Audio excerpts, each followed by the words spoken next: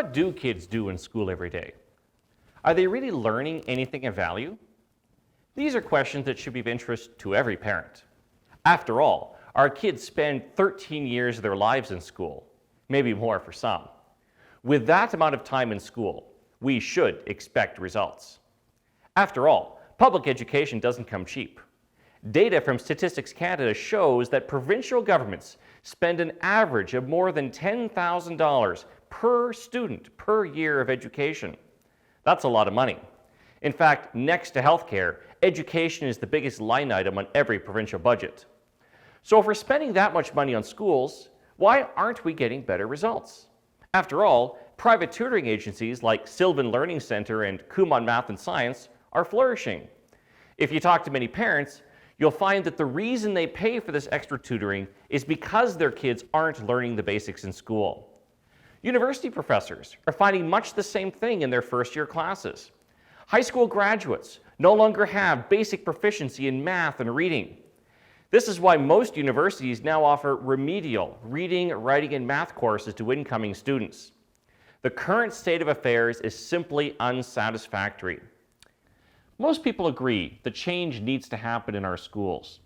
However, the type of change you advocate will largely depend on your philosophy of education, your core beliefs about what schools should actually do.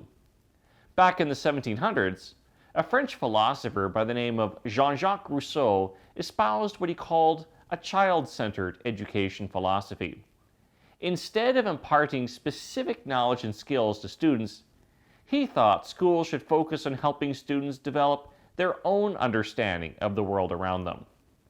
Modern-day proponents of this approach can be described as romantic progressives or constructivists. Romantic progressives don't like detailed curriculum guides, and they think schools already place too much emphasis on the basics. They oppose standardized testing because they think it makes schools too narrow in their focus.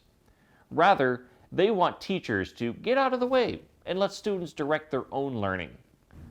Some other things romantic progressives don't like include whole class instruction, desks in rows facing the front, teacher-designed codes of conduct, and anything that looks like drill and practice.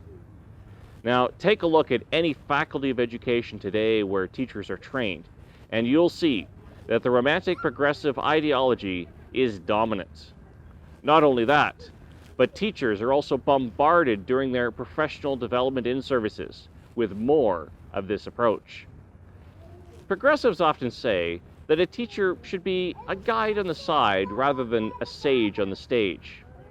So, if you've wondered why it is that some students seem to be spending their time working on directionless, open-ended projects, playing math games instead of memorizing math facts, and wasting hours looking up irrelevant things on the internet, you can lay the blame at the feet of this failed approach.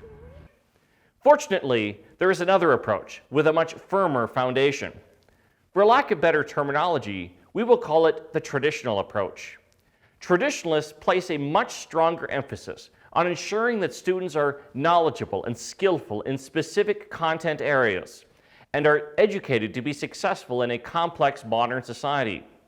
They also agree that it's good for teachers to be subject matter experts and should, in fact, be the most knowledgeable people in the classroom about the subject being taught. They agree that tests are an important way to measure student achievement and that it makes sense to hold schools accountable for their results. In addition, there is nothing wrong with expecting students to do some practice, even if it does get a little boring sometimes. Now, some of you may be thinking that we're simply trying to turn back the clock and head back to the 1950s. That's not what this debate is about. Not everything about past schools was good, just like not everything about current schools is bad. Rather than a debate about past versus present, this debate is about the importance of imparting specific knowledge and skills to our students. As you'll see in this series, there are good reasons to support the traditional emphasis on knowledge.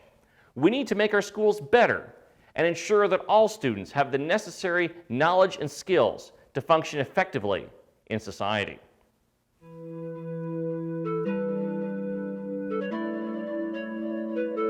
Suppose you have a doctor who never treats anyone. He shows up at his office a few times, but always finds some excuse to avoid seeing any patients. How much do you think that doctor will get paid? If you said 0, you live in the real world.